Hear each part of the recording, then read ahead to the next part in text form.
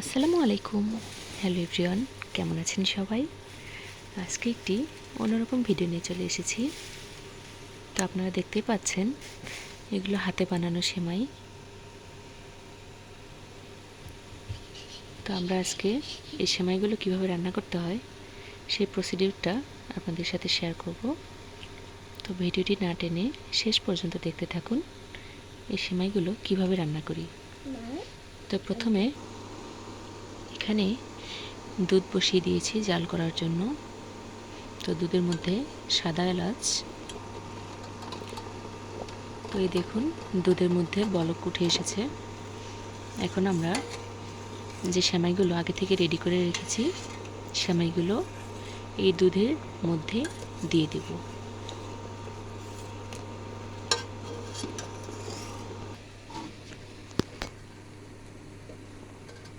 তো এই দেখুন সেমাইগুলো কত সুন্দর হয়েছে।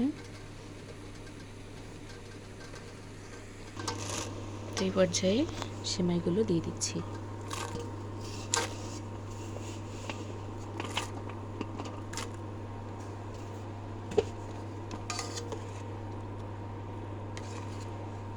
হালকা হাতে সেমাইগুলো দুধের সাথে মিশিয়ে দিতে হবে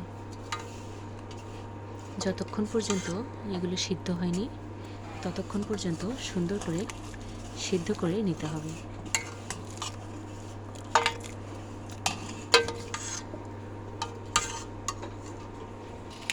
যতক্ষণ সেমাইগুলো সিদ্ধ হবে ততক্ষণ আমি এখানে 2 প্যাকেট নাম্বার 1 গুঁড়ো দুধ, মাত্র 10 টাকা।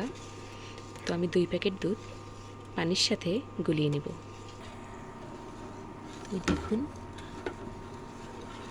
গুঁড়ো দুধটা আমি ঘন করে গুলিয়ে নিয়েছি। তো এই দেখুন এর ঘনত্বটা দেখতে লাল লাল লাগছে। তো যখন আমার সেমাইগুলো সিদ্ধ হয়ে যাবে তখন আমি এই দুধটা ঢেলে দেব। আর তার সাথে আগে থেকে এই খেজুরের গুড় জাল করে নিয়েছি। তো এই দেখুন খেজুরের গুড়টা কত সুন্দর হয়েছে।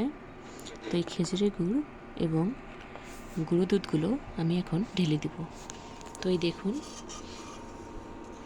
আমার সেমাইগুলো সিদ্ধ হয়ে এসেছে। তো এখন আমি গুড়গুলো ঢেলে দিলাম। তো এই দেখুন এখন সুন্দরভাবে মিক্স করে দিতে হবে। তো এই দেখুন গুড় মিক্সিং করা একদম শেষ। এই পর্যায়ে আমি চুলোটা অফ করে দিয়েছি এবং এখন গুঁড়ো দুধটা দিয়ে দিতে হবে।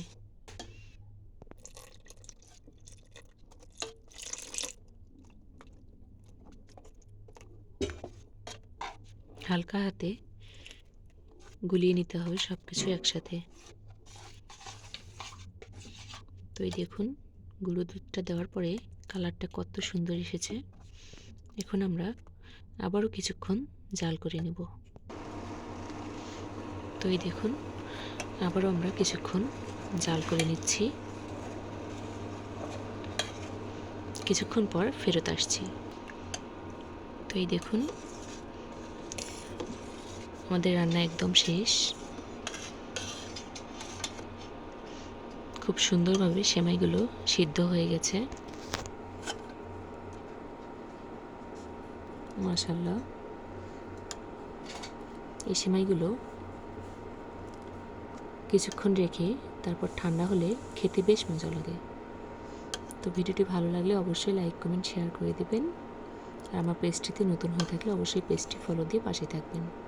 সবাইকে ধন্যবাদ। আল্লাহ হাফেজ।